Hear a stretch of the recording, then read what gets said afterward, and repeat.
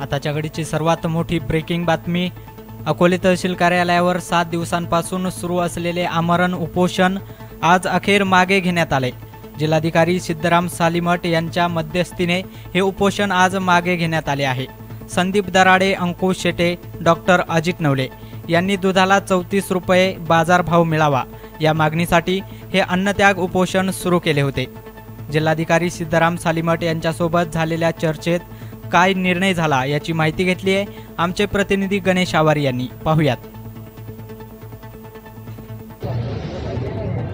अहमदनगरच्या अकोले तहसील कार्यालयावरती गेल्या 7 दिवसांपासून अन्नत्याग दूध उत्पादक शेतकऱ्यांनी या ठिकाणी केला होता आणि अखेर आज जिल्हाधिकाऱ्यांच्या मध्यस्थीने या ठिकाणचं जे काही आंदोलन आहे, आमरण उपोषण आहे, त्यांनी आता शेतकऱ्यांनी या ठिकाणी स्थगित केलेलं आहे। 3 जे काही शेतकरी आहेत, संदीप दराडे असतील, डॉक्टर अजित नवले असतील आणि अंकुश शेटे, या तिघांनी या ठिकाणी अन्नत्याग केला होता आणि आज अखेर त्यांचं आंदोलन स्थगित करण्यात आलेलं आहे। डॉक्टर, काय निर्णय झालेला आहे, काय सांगाल? मला वाटतं निर्णय संदीपने सांगितलेलं बरं राहील, कारण या आंदोलनाला माझा रोल हा सपोर्टिव्ह रोल होता, पाठिंब्याचा रोल होता। या आंदोलनाच्या निर्णय प्रक्रियेत मी नव्हतो। या आंदोलनात कुठे थांबायचं, कुठे वाढायचं, किती पुढे जाऊन काय निर्णय घ्यायचे याच्याबद्दलच्या कोणत्याही निर्णयात मी नव्हतो। मी या आंदोलनाला पाठिंबा देण्यासाठी आलो होतो, तेही अत्यंत आपत्कालीन परिस्थितीत मला यावं लागलं। त्यामुळे जनसंघर्ष समितीच्या नेत्यांना आपण याबद्दल विचारावं। पुढचा प्रश्न तुम्हाला नंतर विचारतो। संदीपजी, जे काही जिल्हाधिकाऱ्यांनी मध्यस्थी या ठिकाणी केलेली आहे, जे काही तुम्हाला पत्रक दिलेलं आहे, जो काही शब्द तुम्हाला दिलेला आहे, नेमकी काय त्या पत्रामध्ये नमूद केलंय आणि त्यामुळे तुम्ही आंदोलन आता स्थगित केलंय? गणेश भाऊ, सर्वात महत्त्वाचा विषय असा आहे की मागील 2-3 दिवसांपासून ज्या पद्धतीने राज्यभरातून प्रतिक्रिया आल्या, चर्चेचा विषय आला, विषय मांडले गेले, त्यामध्ये सन्माननीय शरद पवार साहेब असतील, जे आत्ताच नवले साहेबांनी बोलले की त्यांनी भूमिका अशी मांडली की मी या विषयात मध्यस्थी करतो, आपण उपोषण थांबवावं। दुसरा विषय मांडला गेला माजी मंत्री थोरात साहेबांकडनं, त्यांनी तेच सांगितलं की मी हा विषय घेतो, अधिवेशनामध्ये मांडतो, ताकदीने मांडतो। त्यांनी विजय वडेट्टीवार साहेबांनाही या ठिकाणावरूनच फोन लावला की हा विषय लगेच घ्या आणि हा विषय आपल्याला ताकदीने मांडायचा आहे, त्यामुळे तुम्ही उपोषणाचा विषय मागे घ्यावा अशी त्यांनी विनंती केली।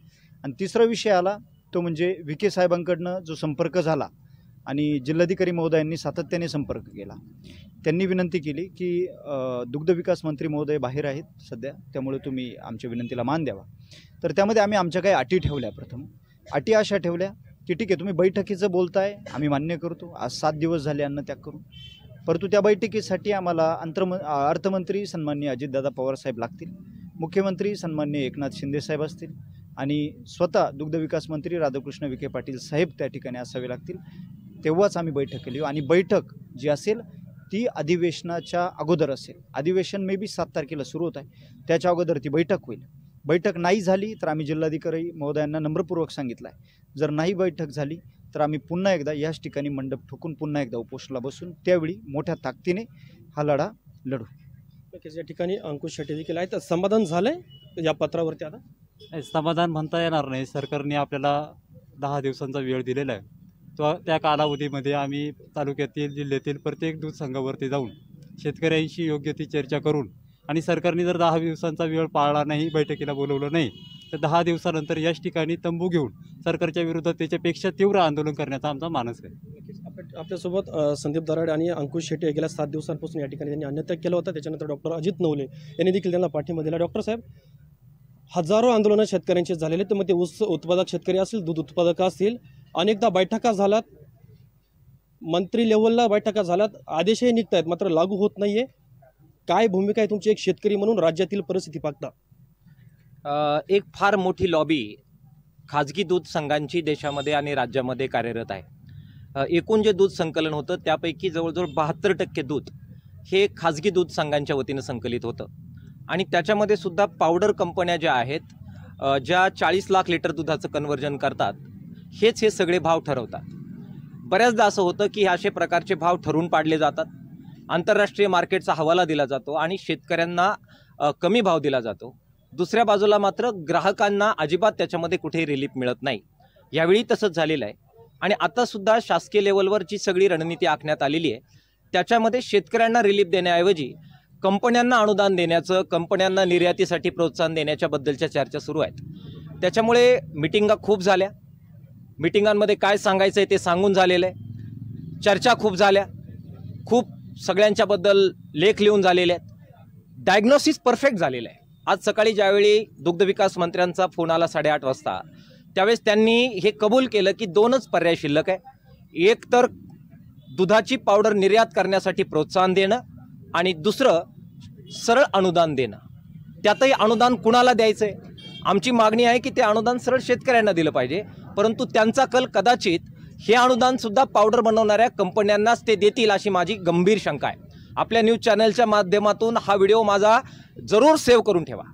ज्यावेळी निर्णय होईल त्यावेळेस आपल्या लक्षात येईल की परत एकदा आंदोलन केलं शेतकऱ्यांच्या पोरांनी आणि तिजोऱ्या भरल्या दूध पावडर कंपनीच्या सगळ्या मालकांनी. हे होणार. यापूर्वीचे 3 आंदोलनं आमच्या हाताखालून गेलेले आहेत. त्यामध्ये पहिल्यांदा 3 रुपयाचं अनुदान आपण शेतकऱ्यांना डायरेक्ट द्यायला लावलं, नंतर 5 रुपयाचं अनुदान डायरेक्ट शेतकऱ्यांना द्यायला लावलं. पण आता ज्यावर हालचाली चालू आहे त्याच्यामध्ये हे अनुदान दूध पावडर कंपन्यांना देण्याचं घडतंय. त्याचबरोबर निर्यातीला प्रोत्साहन देण्याच्याबद्दल सुद्धा, पावडर निर्यातीच्या बद्दल हा रेकॉर्डवर ठेवा. ज्यावेळी निर्णय होईल त्यावेळेस डॉक्टर अजित नवले बोलले होते असं तुम्हाला म्हणता येईल. ज्यावेळी निर्यातीचा प्रश्न येतो त्यावेळी सुद्धा त्या निर्यात करणाऱ्या कंपन्यांना अनुदान दिलं जातं. तोटा शेतकऱ्यांनी भोगायचा आणि अनुदान मात्र कंपन्यांना द्यायचे. हे का होतंय याचा पर्दाफाश करण्याची आवश्यकता आहे. शेतकऱ्यांच्या पोरांनी याचा विचार करण्याची आवश्यकता आहे. सगळ्या प्रमुख राजकीय नेत्यांचे लागे बांधे या दूध इंडस्ट्रीचे, त्याच्यामध्ये मोठी इन्व्हेस्टमेंट या कंपन्यांबरोबर आहे आणि त्यामुळे हा क्रायसिस वारंवार येतोय. आम्ही याच्यामध्ये रिफॉर्म्स मागतोय. किसान सभा आणि दूध उत्पादक शेतकरी संघर्ष समिती 2008 पासून दुधाच्या आंदोलनावर काम करते आहे आणि सातत्यानं वेगवेगळे लेख लिहून असेल, आंदोलनात उतरून असेल. कोविडच्या अत्यंत वाईट काळामध्ये रणांगणात उतरून आपण अकोल्यापासून जी आंदोलनाची सुरुवात केली ती संबंध राज्यभर गेली आणि सरकारला त्यावेळी कोविडच्या काळात 5 रुपये प्रति लिटर अनुदान शेतकऱ्यांना द्यावं लागलं आणि त्याच्यामुळे रेट वाढलेले आपण पाहिलेले आहेत. आणि त्यामुळे चर्चा, आंदोलनं, आज या सगळ्या आंदोलनातून आपण काय मिळवलं तर एक बैठकीची तारीख मिळवलेली 8 दिवसानंतरची.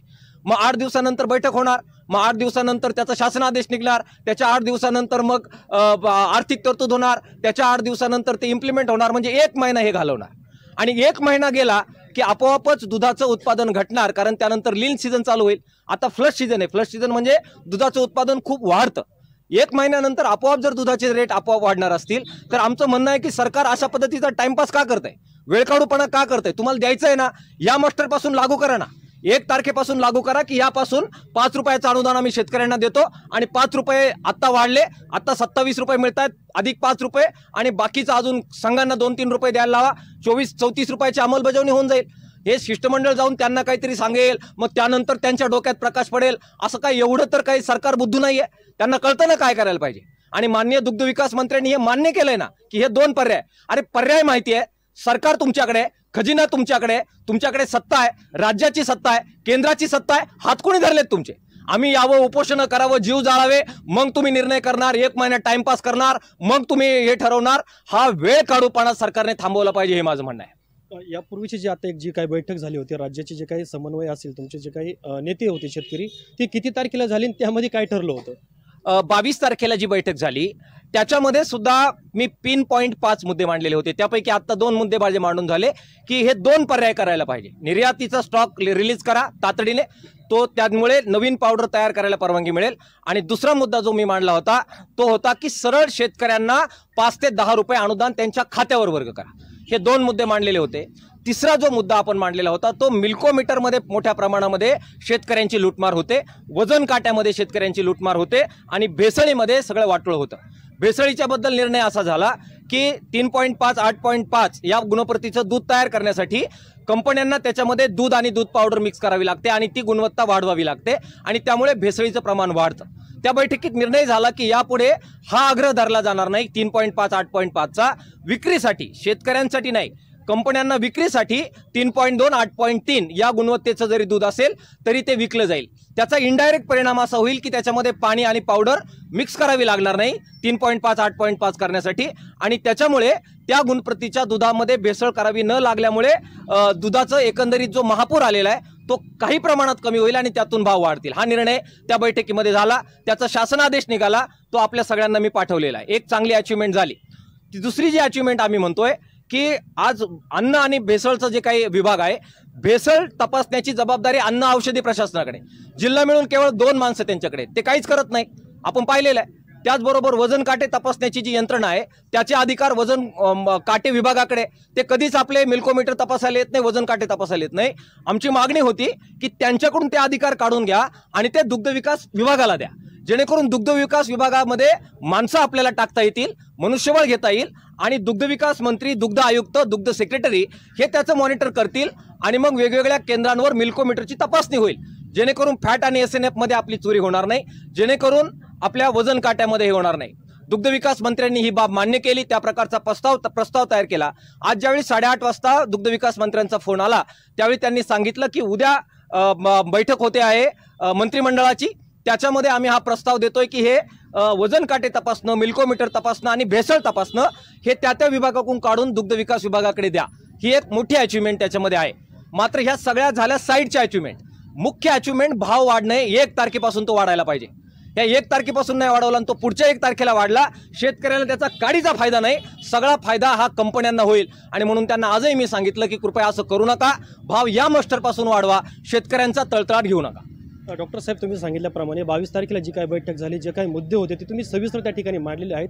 जे काही संदीपराव असेल, अंकुशजी असतील, तुम्ही असेल, सर्व जे काही संघटनेचे जे काही पदाधिकारी यांनी या ठिकाणी अन्नत्याग केलेत.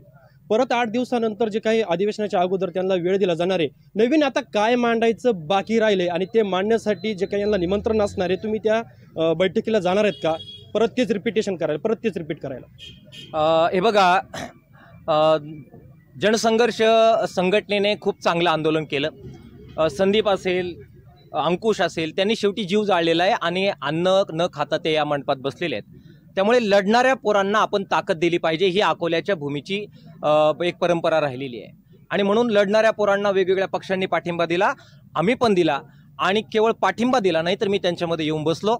त्यांचा धीर वाढावा, त्यांना काही मदत माझ्यामुळे राज्यस्तरावर वेगवेगळ्या नेत्यांचे कॉन्टॅक्ट्स असतात, वेगवेगळ्या ठिकाणी काही संपर्क असतात, त्याची मदत व्हावी त्यासाठी केलं. ते लढत आहेत, त्यांना माझा पाठिंबा आहे, ते पुढे पण लढत राहतील. अकोल्याची माती खूप क्रांतिकारक अशी माती आहे आणि त्यामुळे या दोनही सहकाऱ्यांना आणि त्यांच्या सर्व सहकाऱ्यांना माझा अत्यंत मनापासून त्याच्यामध्ये पाठिंबा आहे.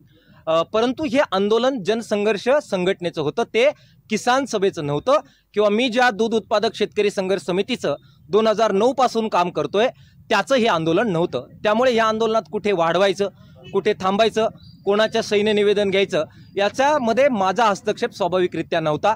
ती जबाबदारी माझी नाही, तो अधिकारही माझा नाही. तो अधिकार त्या संघटनेचा होता, त्यांनी तो बजावला.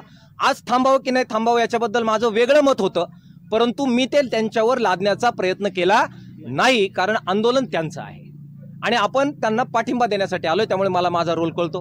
परंतु मी आपल्याला एवढंच सांगेल की ते त्यांच्या पद्धतीने आंदोलन करतील, त्यांनी बोलवलं तर त्यांच्या आंदोलनाला पाठिंबा द्यायला मी नक्की यापुढे येईल, नक्की अजून आम्ही सगळेजण त्याला सपोर्ट करू. पण दुसऱ्या बाजूला दूध उत्पादक शेतकरी संघर्ष समितीचं आंदोलन आम्ही थांबवणार नाही. आमचं आंदोलन महाराष्ट्रभर सुरू आहे. महाराष्ट्रातल्या 21 जिल्ह्यांमध्ये आमचं नेटवर्क आहे.